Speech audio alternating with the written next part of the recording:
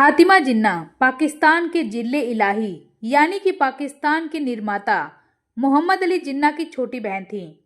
पाकिस्तान में उन्हें मदर ए मिल्लत, कौम की मां और खातूने पाकिस्तान, लेडी ऑफ पाकिस्तान का टाइटल दिया गया था। वहीं बात करें बंटवारे से पहले की तो अंग्रेजों के अधीन भारत के इतिहास में फातिमा जिन्ना पहली महिला थीं जिन्होंने डेंटिस्ट की पढ़ाई की और अपना क्लिनिक खोला। उन्होंने बांद्रा से पढ़ाई की और कलकत्ता से डेंटल साइंस में डिग्री लेने के बाद बॉम्बे में एक डेंटल क्लिनिक खोला था। उन्होंने महिलाओं के हक के लिए भी आवाज़ उठाई और पाकिस्तान के बनने में जिन्ना के साथ महत्वपूर्ण भूमिका निभाई। फातिमा का जन्म 30 जुलाई 1893 में हुआ था। फातिमा की शादी के बाद जब 1929 में उनके पति की मौत हो गई तब वो अपने भाई मोहम्मद अली जिन्ना के घर वापस लौट आईं, जिसके बाद 19 साल तक वो जिन्ना के साथ रहीं।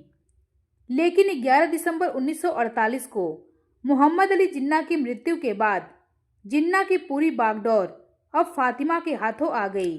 हालांकि जिन्ना की मौत के बाद फातिमा को सियासत से दूर रखने की पूरी कोशिश की गई। जिन्ना की डेथ एनिवर्सरी पर उन्हें भाषण देने तक से रोक दिया गया। पाकिस्तान के हुक्मरानों की शर्त थी कि पहले फातिमा उस स्पीच को शेयर करें जो वो रेडियो पर आवाम को सुनाना चाहती हैं, उसके बाद वह रेडियो पर जनता के सामने भाषण देंगी। लेकिन फातिमा हर बार मना कर देती थी। हुकूमत का मानना था कि फातिमा देश की जनता को भड़काने वाले बयान देना चाहती हैं, इसलिए वो ऐसा कर रही हैं, जिसकी वजह से उन्हें बार बार रोक दिया जाता। लेकिन जिन्ना की तीसरी बरसी पर उन्हें भाषण देने का मौका मिला। लेकिन जब उनकी बारी आई और फातिमा ने बोलना शुरू किया तो अचानक से ट्रांसमिशन को बंद कर दिया गया। कुछ देर तक ये ट्रांसमिशन बंद ही रहा। बाद में जानकारी मिली कि फातिमा की तहरीर में कुछ ऐसी बातें थी जो सरकार को निशाने पर ले लेती, जिसकी वजह से इन मौके पर ट्रांसमिशन को बंद कर दिया गया। हुकूमत को लगा कि इससे बात टल जाएगी, लेकिन ऐसा नहीं हुआ। जनता को जब फातिमा का भाषण सुनने को नहीं मिला तो जनता में आक्रोश फैल गया। इसे रोकने के लिए सरकार की ओर से बहाना दिया गया कि बिजली चली गई थी, जिसकी वजह से फातिमा का भाषण बीच में रुक गया। ये बात आवाम को नागवार गुजरी, जिसके बाद लोगों ने काफी नाराजगी भी जताई।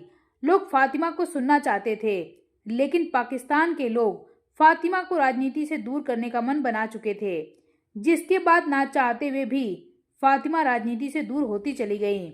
जिस देश को बनाने में फातिमा ने योगदान दिया था, वही देश और उसके लोग अब फातिमा को राजनीति से बाहर कर चुके थे। पहले जिन्ना की मौत और अब फातिमा भी राजनीति से दूर हो गईं। आखिरकार 9 जुलाई 1967 को फातिमा सबसे लड़ते हुए इस दुनिया से रुखसत हो गईं, जिसके बाद उन्हें श्रद्धांजलि देने पूरा पाकिस्तान उमड़ा। फातिमा की आखिरी इच्छा थी कि उन्हें उनके भाई जिन्ना के बगल वाली कब्र में ही दफनाया जाए। उनके जनाजे में बूढ़े से लेकर महिलाएं, बच्चे तक लाखों लोग शामिल हुए। फूल बरसाए जा रहे थे, लोग गमगीन थे, लोगों के आंसू नहीं रुक रहे थे। दफनाने से पहले जब आखिरी बार कुछ लोगों ने फातिमा की सूरत देखनी चाही तो पुलिस ने लोगों को पीछे हटा दिया।